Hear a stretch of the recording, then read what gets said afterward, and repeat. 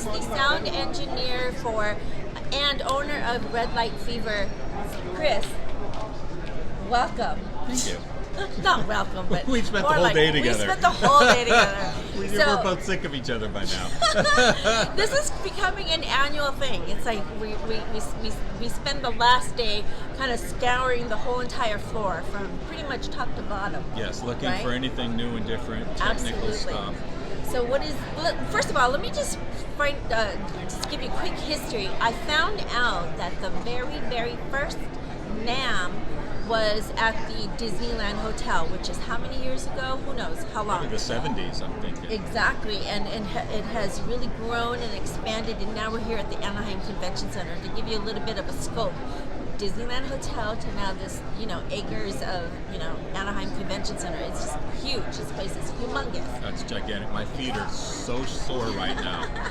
They're throbbing. How many? You said you did 55,000 steps yesterday or something? I did 20,000 steps yesterday. Oh, 55 sounded way better. You should have gone with the 55. I should have went with the 55. So let's talk a little bit about what's new. What have we discovered? It's funny that you were looking up the history or found out about the history, because I was driving here today knowing that we were going to have this conversation. I started thinking, when's the first NAMM show that I came to? And at first I thought, I think it was the 80s when my brother owned a music store up in Levining, or Bishop actually. It's a small town up north in California. And I go, no, I remember going to a trade show when I was in high school with my buddy. And I think it was in a hotel convention center kind of thing. And it was probably, I graduated in 79, so this was probably 77, 78, because I was still in high school, right? So I'm thinking I might have been in that NAMM show that you were talking about, one of the first ones. You very well could have. And this is before the internet, before computers. Right. It was pretty much, my recollection was my friend's dad owned the local music store in 29 Palms, where I lived. It's called Evanco Music, and his name was Kris Evanco, and I think he had like a pass that his dad sent him to go look for stuff for the store, right? So we had these Evanco Music passes on, so we were treated like buyers, because we were going to buy stuff from the. And it seemed like it was a lot of distributing companies selling stuff, and then it was the manufacturers too. And I just remember room after room of drum set and guitar, and I was in a band at the time. Just being hog heaven. It was like the world's biggest music store, just wanting everything. Never seeing that much hype and gear in one place. His store would have maybe 2 or 3 Fender guitars, one crappy little copy drum set. There was never anything good. This was like every Ludwig drum you can imagine, every Zildjian cymbal you can imagine. It was just overload for me. Of course, I had no money, so I couldn't buy any of it, but it was just fun to see it all. So Uncle Kamaka and I, Sandwich Islands Network, V93FM.com, Uncle Kamaka and I were talking about the other day just kind of how this is, like for us, like kids in candy stores, right? Because it's, as musicians, performers, audio, tech, from manufacturers to buyers, this is our candy store. So you basically can see everything pretty much under the sun of entertainment, or under the sun of music performance. You and I, as we were talking around, we were saying, just over the years, since I've been here, literally from the 70s up until, 30-some years of coming to NAMM shows on and off. Before, I said it was more aimed for the little mom and pop store. It was a lot of people from a lot of parts of the country. Then in the 80s, it kind of, when computers and stuff started taking off, we started seeing a lot of internet-based computer software. Apple had a presence, eMagic, all these software programs that we talked about. Then kind of in the 90s, we started seeing dance music, kind of DJing stuff come in. Now this year, there's a whole section of like professional stage lighting. Yes. And oh my goodness. gears for, giant PA systems. It's more pro audio stuff. There's a huge pro audio presence. And laser lighting shows. And we were talking about it. We think it's because of the electronic dance music festivals, these raves that kids go to. They're popping up all over the place. This is the kind of thing where a DJ would set up a stage, the laser lights, tons of stuff with smoke, huge subwoofers, big PA systems. They want it loud and booming because the kids are out there dancing or whatever it is they're doing. So I think the industry is going to follow the money, basically. Yes, absolutely.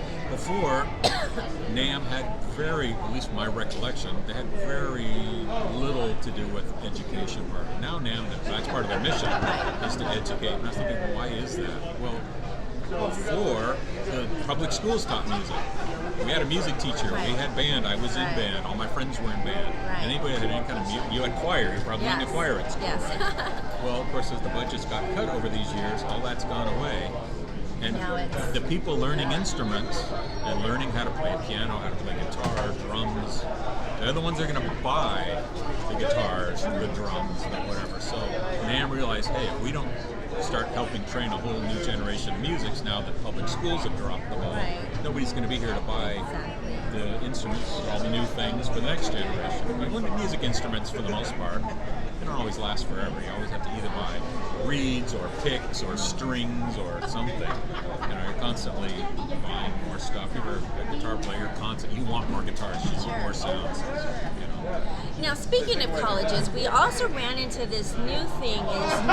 It's new here to NAMM, but not so much new out in the virtual learning communities. Is eSports, right? eSports. We visited this one booth called eSports Circus, which caters and partners with all of not all, but with some of the colleges in creating eSports teams, and they do competitions. They're kind of mobile. They're deployed mobily, basically, and they form these sports or teams to play these eSports games, such as Overwatch or Fortnite, or they had Mario Brothers. Let me interrupt. Just Yeah. for people that are old like me that aren't into gaming, they're talking about computer games like Pong we used to play on the computer, but like way more advanced. And it's interactive. They play each other all across the world. Well, it used to be console games like Xbox, PS4s, and things like that, but now they've kind of migrated that over into now computers, or using with your with your computers. You can now go on and play computer games without having an Xbox. Yes, without having an Xbox. And creating profiles of worlds, and I have a bunch of friends at work that are so far into it. You know. Yes, and I mean this is this whole just arena, and it's coming. I see this more at the National Association of Broadcasters at the NAB show. I know that they've got this whole big arena around that. They've embraced that, but here at the NAMM show, first time ever. Yeah, it's the first time I've seen it. First time here. In fact, I ever. walked by yesterday. Yeah. And I just saw their chairs. They had these really cool, comfortable gaming chairs that are really high-tech. And I'm always looking for a comfortable chair in my studio. Right.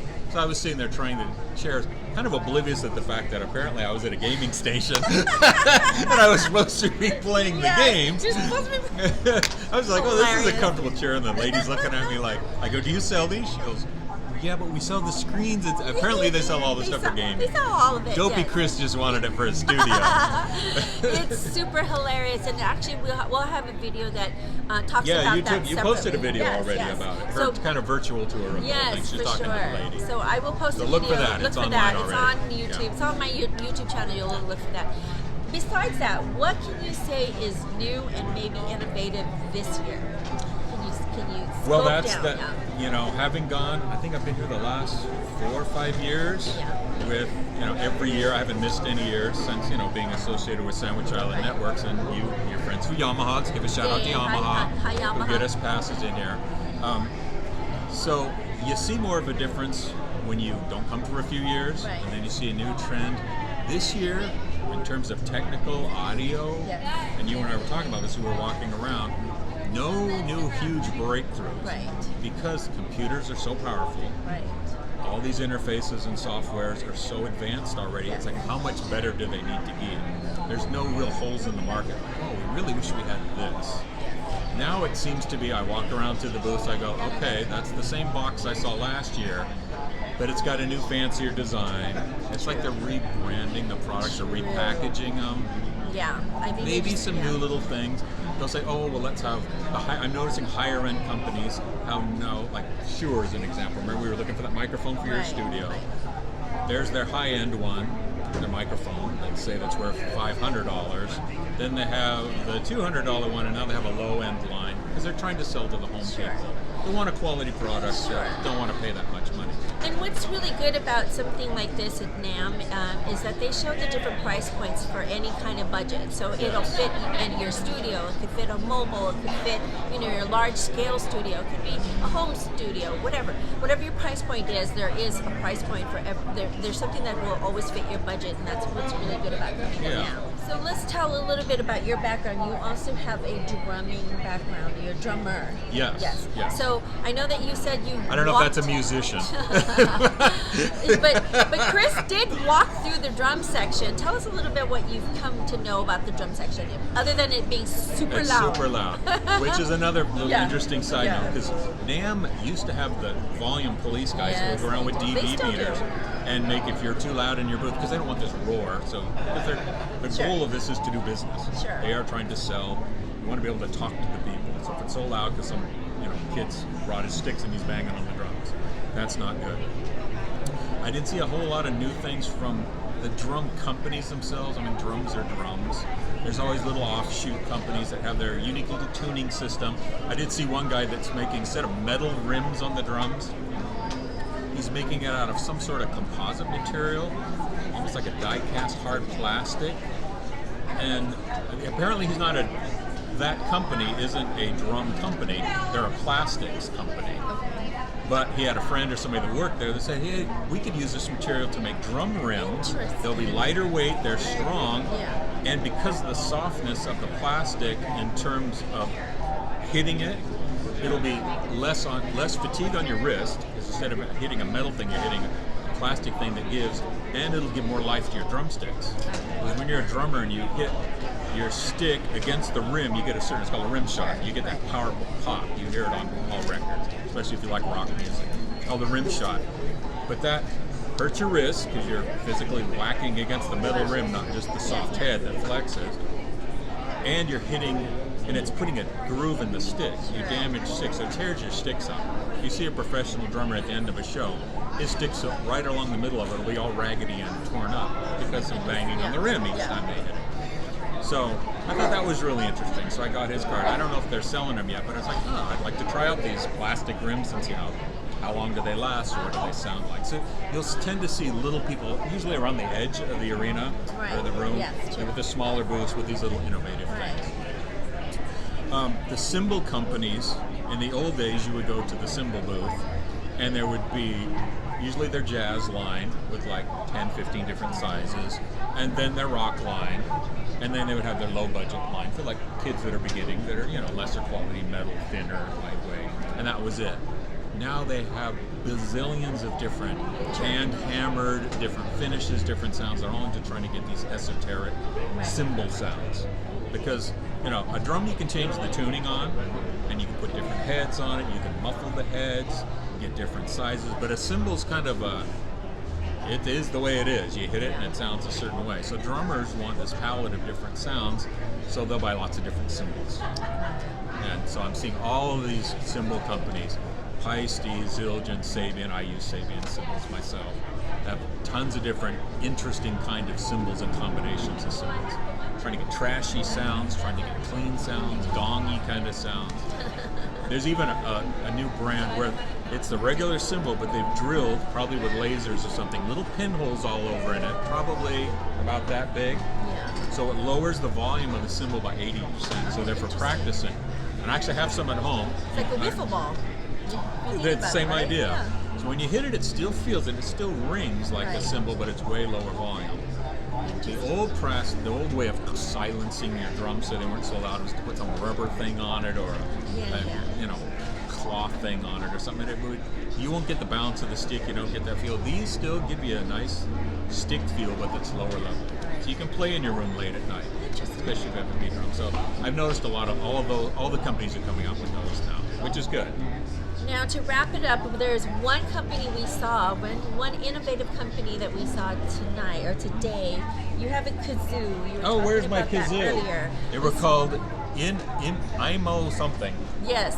And Hold on, let's find the kazoo. Really, really cool. I think if there was one thing that really stuck out to me besides the eSports circus, it's this. Okay, they are called Immotone, IMITONE.com. But here's why I was excited by it. So, of course, I'm a dopey drummer, right? I have a studio full of guitars. You've been in my studio, You've seen all the guitars hanging on the wall. I have a keyboard. I have violins. I got all these instruments. Whoever wants them, mandolins, whatever. So it's all available when people come to use my studio. Kris doesn't know how to play any of them, right? But I can drum. Yes. But sometimes drummers have melodies in their head, right? And it would be, it'd be cool if I could write a song just by humming it. I can hear it in my head. So what this software does, it takes your voice, so you sing into a microphone, and you sing the pitch or the melody of the song, whatever in the rhythm of it, and it translates into MIDI data, and then it triggers a synthesizer sound. You could have my voice sound like a trumpet, you could have it sound like strings, you could have it trigger drum hits, anything you want, any sound you can imagine. And then you can edit it and manipulate it like you do any kind of MIDI data if I were playing a keyboard, and it's all going to be in there. So I'm dying to go home and download it and try it. It's so cool. You tried the demo, and you'll be able to hear it when you see the video, hopefully, if the audio came out. But if not, check it out. That's the most innovative thing I've Tell seen. them again one more time what it is. It is called IMITONE, Imitone.com. And their logo, catchphrase is mind to melody. So it's actually, in my mind, I can get it onto a melody onto a computer. They have different versions of the software. They have like a pro version. I think he said it was under $100. It was in the $80, $90 range. And then there was a cheaper one that was, I think, $40, $50 that didn't have as many kind of bells and whistles. Right. So. Well, there you go, you guys. That is our recap. And they gave us a free kazoo. Free kazoo. So that's our recap of the NAMM 2020. I am AnnieTalks, or Annie Rivera, AnnieTalks. Kris Traynor of Red Light Fever. RedLightFeverProductions.com. RedLightFeverProductions.com. Say that 3 times fast. Yes, that's what we said last year. For the Sandwich Islands Network. And you didn't Radio. practice for this year. I know, seriously. And for Sandwich Islands Network Radio. We're so glad that you guys came along with us on this journey. We hope to be back here again. We'll be back here again next year, but we need to wear better shoes now. Yes, we do. Well, hey, oh my God. Speak for yourself. I wore great shoes. More socks or something. I don't know. But we had a blast, you guys. We had so much fun, and we're so thankful that you're here, and we're so glad that we brought all this information to you. So, and thanks to NAMM for putting on these shows, and for our buddies at Yamaha for helping us out every year. That's right. And we want to say thank you to all our extended family out in Sandwich Islands Network Radio who supported our cause and our nonprofit organization. So thank you also very much. Say hello to all my Twitch fam out there, YouTube and Facebook as well. So I bid you all farewell. I'm going to be on Twitch? We're going to be Twitch. Wow. Just kidding. I bid you all farewell. Thank you also very much, Kris Traynor and AnnieTalks. We'll talk to you all very, very soon. Have a